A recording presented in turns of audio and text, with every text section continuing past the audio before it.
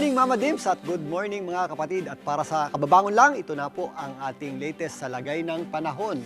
Kanina ngang madaling araw, alas 2 ng madaling araw, itinaas ng Pag-asa sa Tropical Depression Category o naging bagyo na nga yung binabantayan nating low pressure area dito po sa may West Philippine Sea sa labas ng ating Philippine Area of Responsibility. Ito po ay huling namata ng Pag-asa sa lying around 435 kilometers west ng Iba, Zambales. Ito po ay may taglay na lakas ng hangin na umabot sa 45 kilometers per hour malapit sa kanyang gitna. Kuminsan may mga pagbugsuyang umaabot sa 55 kilometers per hour. Kumikilos po yan pa southwest o patimog kanluran sa bilis na 20 kilometers per hour.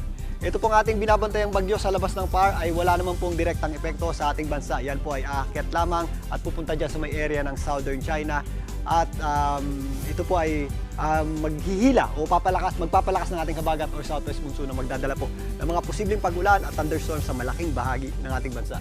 Dito sa Metro Manila, spread out through the day yung ating mataas na tsansa ng pag-ulan. Kaya sa mga lalabas ng bahay, huwag po nating kalimutan magdala ng payong o anumang palanggalang sa ulan. Mga gamit natin yan pagpasok ng trabaho at pauwi mamaya galing din ng trabaho. Since sa labas po ng Philippine Area of Responsibility, naging bagyo yung ating binabantayang sama ng panahon, hindi po yan nabigyan ng local name. Pero saan ba nanggagaling ang pangalan ng bagyo?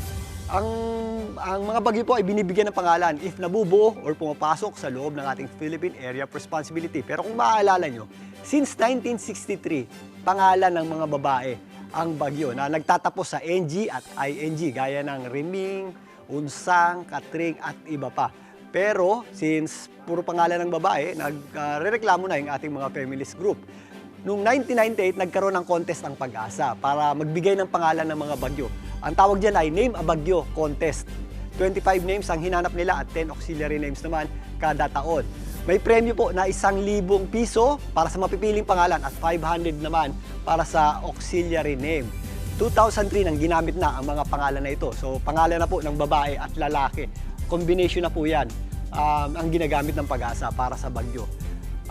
Every 4 years po yung set ng ating pangalan. So yung Auring, if natuloy po yan sa ngayon to 2025, 2029 na po natin ulit yan makikita. Pero yung mga bagyo nadidecommission din po yan o natatanggal ang pangalan yan.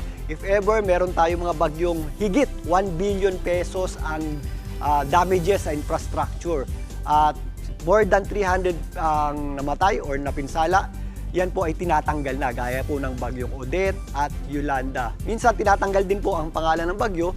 Halimbawa, ang pangalan ng Gloria, tinanggal din po yan dahil kapangalan yan ng dating Pangulong Gloria. At yung Noynoy din po, tinanggal din po yan dahil katunog ng pangalang Ninoy. Meron din pong tinanggal na bagyong Kanor. Tinanggal din po yan sa ating listahan ng mga bagyo. At yan muna ang ating morning kailaman ngayong umaga. Muli, ako po ang inyong Weather Tito Alvin, na lagi may panahon para sa iyo. Mga kapatid, Dimples Romana po, kumpletuhin ang inyong umaga ng mga kwentong puno ng inspirasyon. Salubungin po ang bawat araw ng may ngiti at pag-asa. Kaya't mag-subscribe na po at mag-follow na sa aming social media pages ng News 5.